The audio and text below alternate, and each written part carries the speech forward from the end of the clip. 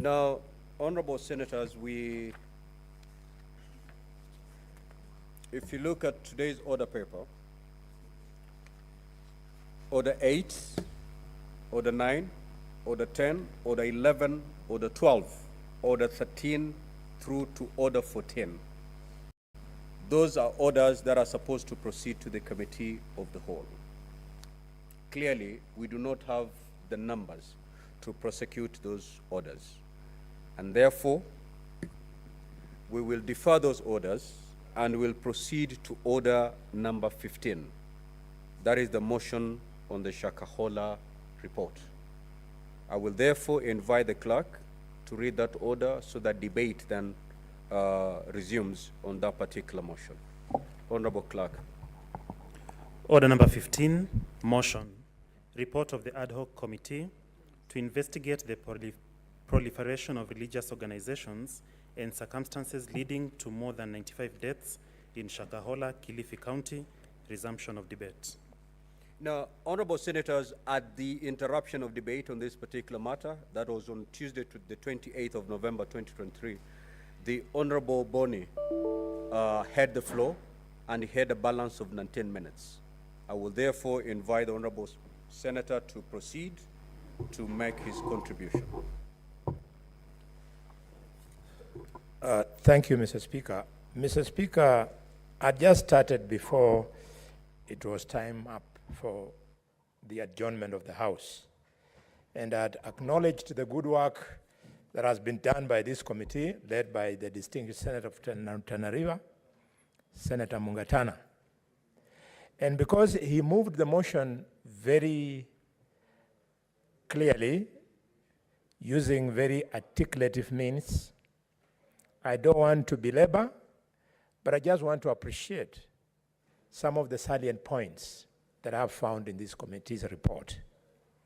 Mr. Speaker, the committee has been humble enough to realize the complexity of the work at hand and come out with 1 to 9 action points, which it has recommended to the Directorate of Criminal Investigations and the DPP to take up, let it undergo the due process so that this criminality should be brought to an end. I allowed them, Mr. Speaker. Mr. Speaker, further to this, I want to appreciate the committee because they have asked the Cabinet Secretary for Interior and National Administration to shut down the physical premises of Good News International Premises and Good News Media House. Plus, of course, there are affiliates that are operating within the Republic of Kenya within 30 days after this Senate adopts this report. Mr. Speaker, it is very important because Kenyans know, and they have seen the footage, where even while this criminal is in court, whenever he makes appearances in court, we still have some people who are foolish enough to celebrate him. So the answer is for the place to be closed down physically. Mr. Speaker, I want to laud the committee that they have asked the Directorate of Criminal Investigations and the Director of Public Prosecutions to initiate the process of freezing the assets belonging to Paul Mackenzie and any other associates, and the proceeds be used to compensate the families of the deceased victims. Mr. Speaker, this is very reflective. Paul Mackenzie, like many such misguided so-called prophets and preachers, they use the pretext of the people's vulnerability to have a better life after death. They convert them into paupers, and in the process, they enrich themselves. It is not surprising, therefore, Mr. Speaker, that the country is abound of preachers who drive fuel guzzlers. Some even have helicopters just to show how good they are at looting the public. Mr. Speaker, the Cabinet Secretary for Interior and Administration must declare the Good News International Ministries and Good News Media House Limited as organized criminal gangs.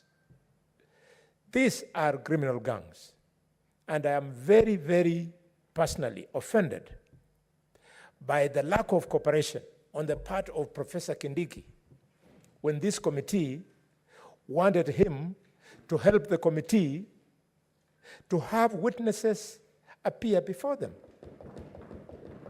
Mr. Speaker, it was unfortunate that the professor of law said he was going to speak for the witnesses. Since when? Since when did a minister speak for a criminal? Since when did a minister have privileged information that he could give to a serious committee like this one? I want to appeal to my younger brother, Professor Kindiki. Humble yourself. You should have allowed Kenyans who wanted to give evidence to do so. What are you protecting, Professor? If the DCI, the NIS, was able to appear before the committee, and where they thought certain pieces of evidence required secrecy, they applied for being heard in camera. Our professor has been a deputy speaker in this house. Our professor has been leader of the majority in this house. He knows these privileges. Or was he deliberately trying to frustrate the committee of the Parliament of the Republic of Kenya? Your Excellency, President William Samoei Ruto, we are going to help you to get rid of non-functional ministers who are for anything else as good as dead wood. Mr. Speaker, why? Oh, when I think about the grief in Kakamega, in the villages of Mumias, in the villages of Ikolomani, in the villages of Shinyalu, in the villages of our community, when we learned that our teachers, some of our teachers had died in Shakahola, I have no kind words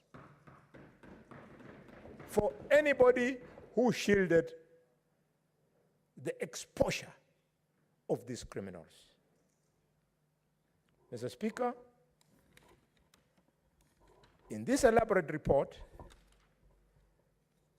which I'm glad that now all members are acquainted with, the committee is asking the National Police Service Commission to severely sanction security officers whose acts of commission and omission aided or abetted the Shakahola tragedy 30 days from now.